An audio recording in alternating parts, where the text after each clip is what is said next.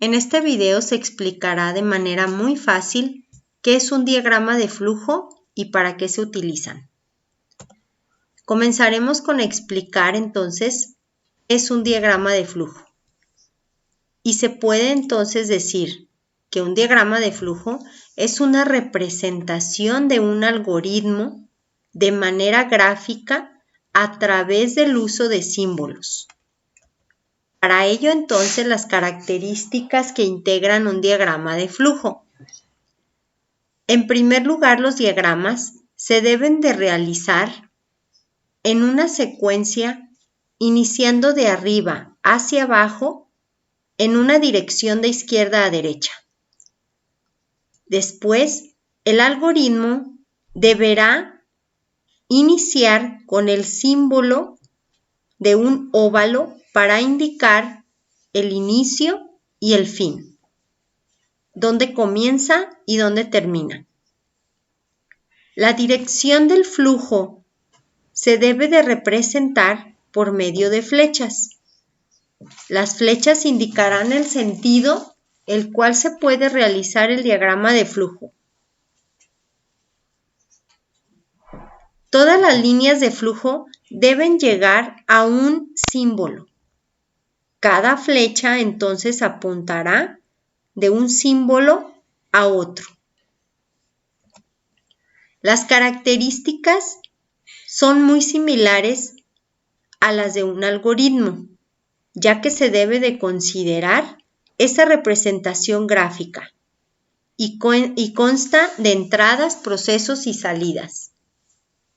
Como se recordarán, las entradas son los datos o la información necesaria para que un algoritmo pueda funcionar, y estos mismos datos o información se puede representar con el símbolo de entradas. Las acciones serán los procesos para dar solución a un problema, es decir, los pasos necesarios para poder llegar a la solución, que van a ser representados también por un símbolo. Las salidas también se representarán, que serán los resultados de la solución del problema. Cabe mencionar que los algoritmos pueden necesitar estos elementos o pueden ser diferentes en orden, es decir, puede partir de un proceso, después indicar una entrada y al finalizar una salida, y es válido. Las entradas serán representadas entonces por medio de estos símbolos. Los procesos, que son las acciones y los pasos, serán representadas por un rectángulo. Las salidas y posibles soluciones serán representadas por estos símbolos, y estos símbolos deberán ir unidos con las líneas de flujo, que son las flechas.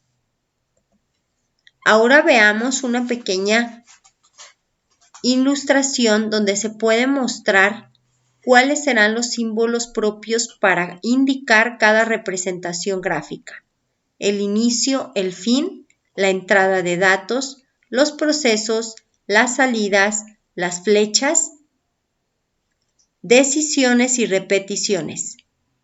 Aquí las decisiones se representarán por medio de un rombo, es decir, serán para representar cuando se expresa una condición, sí, entonces o de lo contrario.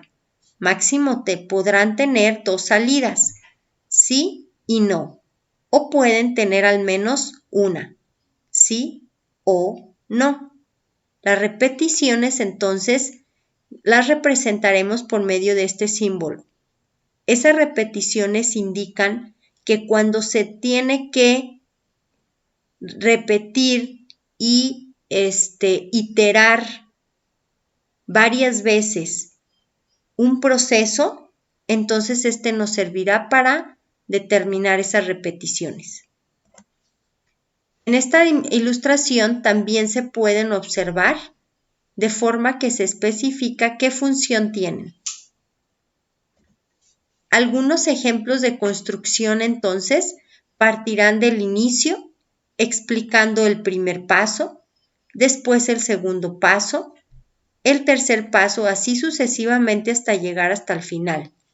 En cada paso se deberá entonces representar si es una entrada, si es un proceso, si es una salida, si es una condición o si es una repetición. En los siguientes ejemplos podemos observar un diagrama de flujo, el cual permite un ingreso de dato que es n para la lectura. Después se verifica que n es mayor a 0.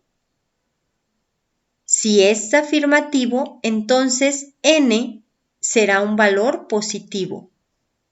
De lo contrario, será un valor negativo. Y así termina el proceso. Estos son los posibles soluciones. N es positivo o n es negativo, dependiendo del valor de n. Suponiendo que n tiene un valor de 3 y yo quiero verificar la secuencia y la ejecución de este diagrama de flujo, 3 es mayor a 0, sí. Entonces 3 es positivo y termina. En el caso de ser un número negativo, n menos 4, menos 4 es mayor a 0, no. N entonces es negativo. Y finaliza. Otro ejemplo pudiera ser entonces leer dos valores.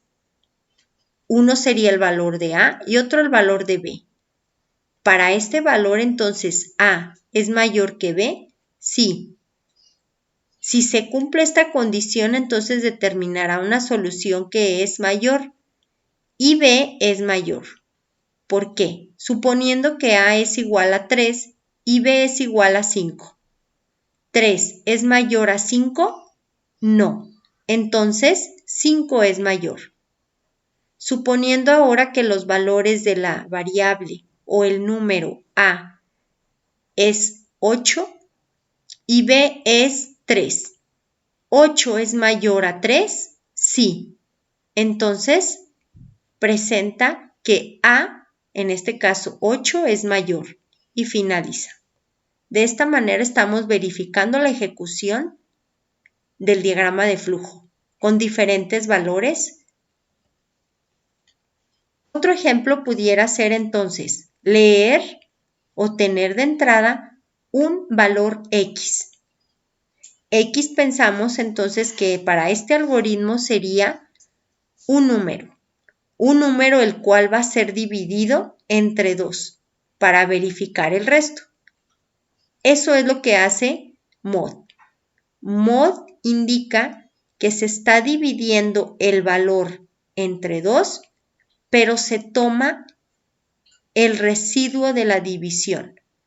Entonces, este sería un indicativo para verificar si es par o es impar.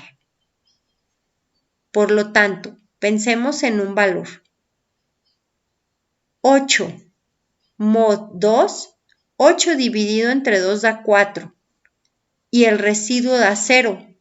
Por lo tanto, 0 es igual a 0, sí.